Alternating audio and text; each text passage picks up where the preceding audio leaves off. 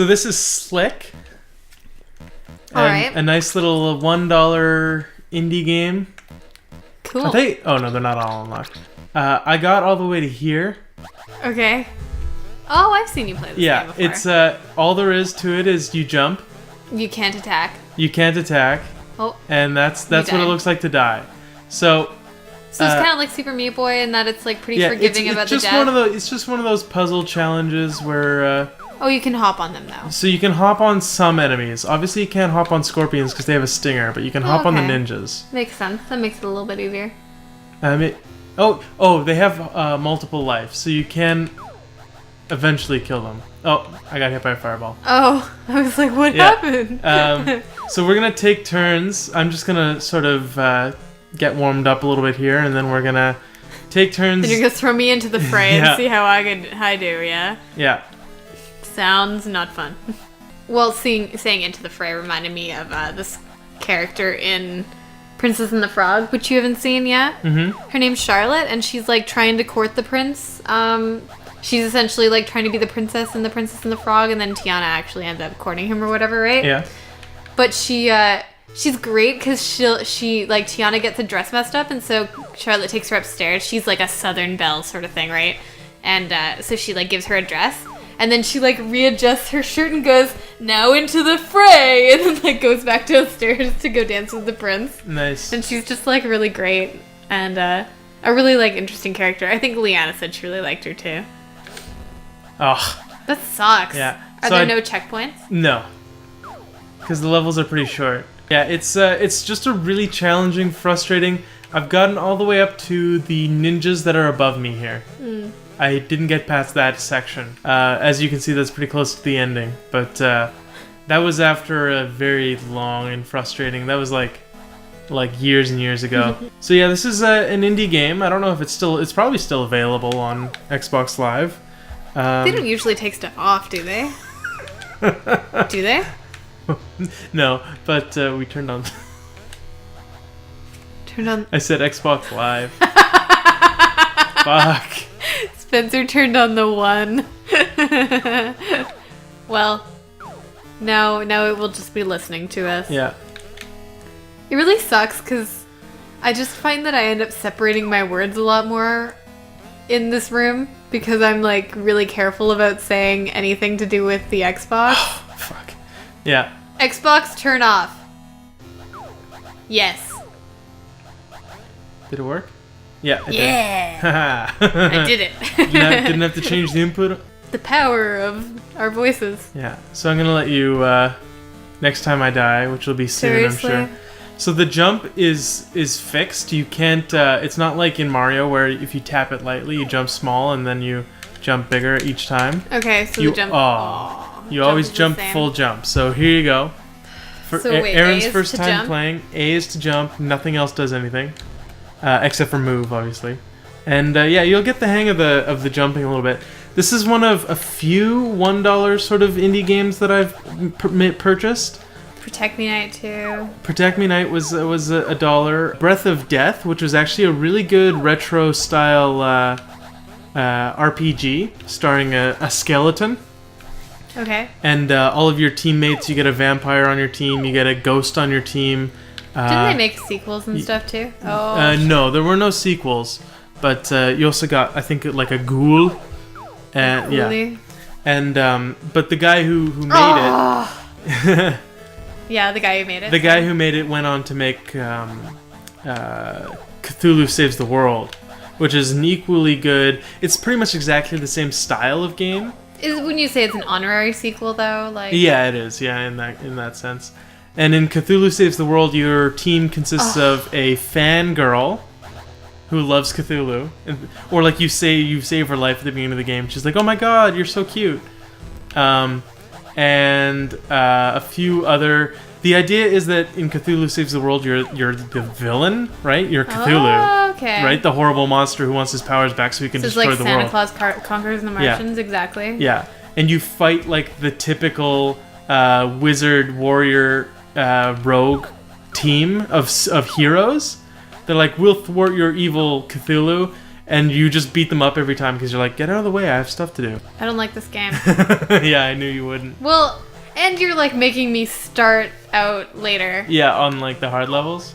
Also, you remember in Maple Story the jumping things, like the jumping tasks that you had to do, and how I hate them with a passion? Not really. Also, apparently, everybody likes to do this, or at least, like, Frank came into my game to help me with the jumping things, because I was like, I can't fucking do it. And she's like, oh, you took your clothes off. Most people do that. And I was like, I wanted it to make me seem lighter. So I took off all my equipment. Really? And apparently everybody does that, even though it doesn't make a difference. I don't even remember that. I thought we had to do a jumping one at some point. We didn't get very far when Spencer played it. Well, I picked the like special class that was there at the time, the demon warrior. Remember? It's kind of nice to start off with as those because they're actually more balanced and fun. Like all the original classes were like way too. Gotta be careful. Sorry. We're having issues with our controllers. They're kind of old now. Yeah, all of my Xbox battery controllers are shit. Okay, and Spencer's playing now. That was Erin. No, it wasn't. Don't you lie. There we go. That's the combo. Yeah, that's what I was doing the whole time. I'm better than you. Ugh. I hate those jumps that you have to like. Yeah, that you have to be way. Sideways in. Yeah. Oh fuck. Aww. I was trying to illustrate how awful it is, but. I'd say the controls in Super Meat Boy feel a little tighter. Yeah, this one is it's just a little bit locked, but also there's just not, it's not as in-depth of a game, right? And like, I've like wished that I could get past this level forever, but I don't see it happening anytime soon. Because I like this game. It's, it's a fun indie game. How close are you to the end? Aww. There's 2 more chapters of 20 levels after this. Oh my god. And they just keep getting harder. This is the 3rd, I think. Yeah, they do keep getting harder. That's this awful. is definitely the hardest level I've done so far. Obviously, since I haven't beaten it. But yeah. I'm sure there's some wacko out there who's gotten all the way. Also, you see right above me here, there's this like pit of sand with fireballs above it. Yeah. You can survive. You can survive in the sand to a certain point. If you go down too far, you die. Oh shit! So you gotta like jump. Oh! Damn it! Ugh! I hate games like this. I hate it so much. Yeah, that's why I want you're gonna play again. No, I'm not gonna get far. I'm gonna at get all. up to the mummy, and then you're gonna play. And you're gonna die in one jump, and then I'm gonna have to get you back. All right.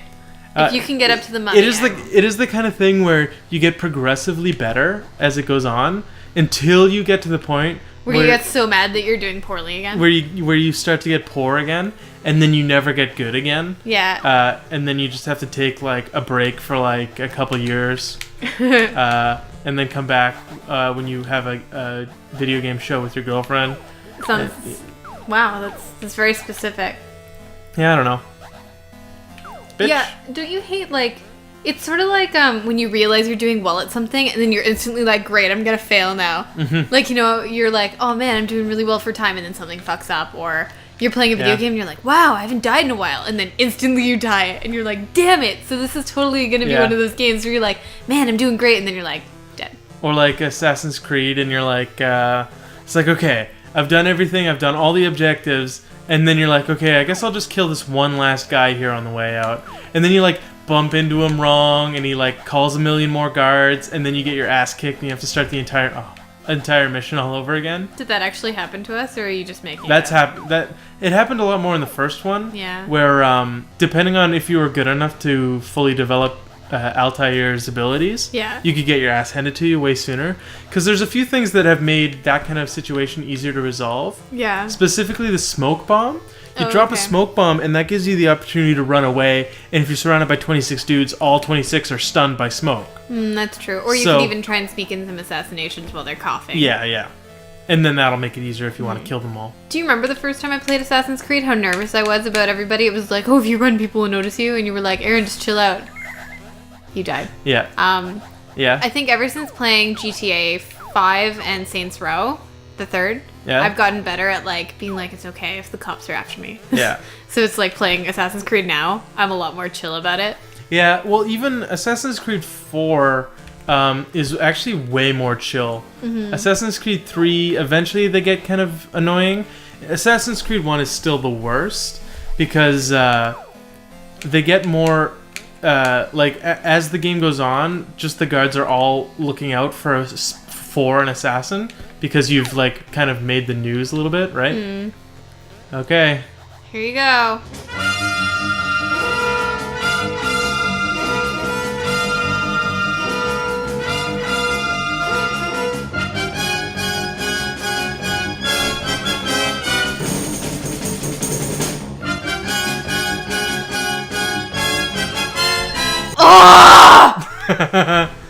Yeah, that last fireball there has killed me because you have to like balance out. It's killed me a lot. You have to balance out your timing and stuff. It's dumb that you can't see yourself either. Like that makes it well, it's extra part of the tricky. challenge. But it's smart that they put it on the part of the level where the map moves because that gives you context. Okay. So yeah, there's some thought there. A lot of these indie games are really well made, like even better made or better considered for a lot of things than like a AAA title might be too, you know? Like yeah. It's just because usually it's like the indie game game creators tend to be like actual gamers, like they tend to be a part of that movement, and so it's like usually younger and fresh ideas, but also like a really complex understanding of games. Like someone who works for EA might know EA games really well, but they might not actually be a gamer per se, you know? Yeah. Sorry, are you getting frustrated? No. But yeah, like an indie game developer would most likely play a more varied range of games and like have a better understanding of what makes games work. Yeah. And it's just like you get so... It's weird because like all the AAA guys there's so much money behind their project that it's like a big thing is that they just want it to succeed, right? Yeah. And it makes them like kind of afraid. And, well, it's sort of why it's why like new directors sometimes do really awesome and like make really great movies, and then like seasoned directors don't take as many risks, so they're not as good, right? But you're like, well, they have this whole career behind them, and it's like, well, no, we like the young, fresh minds too. Yeah, it's like when was the last time Spielberg did a movie that anyone cared about? Right? I thought maybe he helped with Crystal Skull. Ugh. No, man, I don't remember the name of it, even though I've like... Well, what happens? Super 8. Oh, Super 8, yeah. I thought that he was maybe a producer for it, but it was J.J. Abrams who did that one. Yeah. But it was pretty good, like better than Star Trek.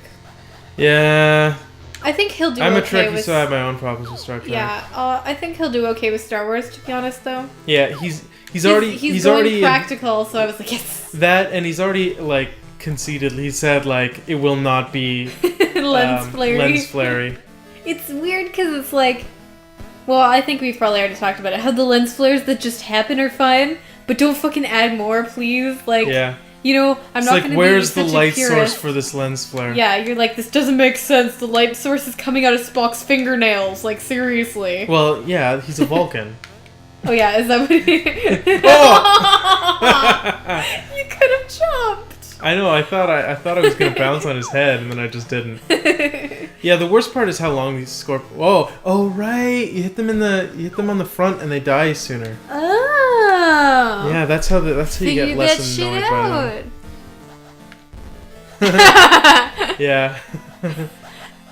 Okay, well, we might wrap this episode up about now. Yeah. Thanks for watching us put way get too many, very not far I've put and a slow. couple hours into this level and haven't finished it. So, yeah, a few hours, like, straight one time. Oh, just pain. trying to get this shit done. So, there's really no sense in me trying to beat it now. It just won't happen. I kind of got excited at the thought of us beating it, but yeah, there's no way. Yeah, I haven't even gotten halfway. Well, okay, maybe I got halfway. Once. Yeah.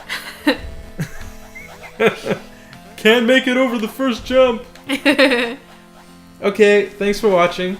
If we get close, maybe we'll load it back up. I don't know. I don't want to play this game anymore.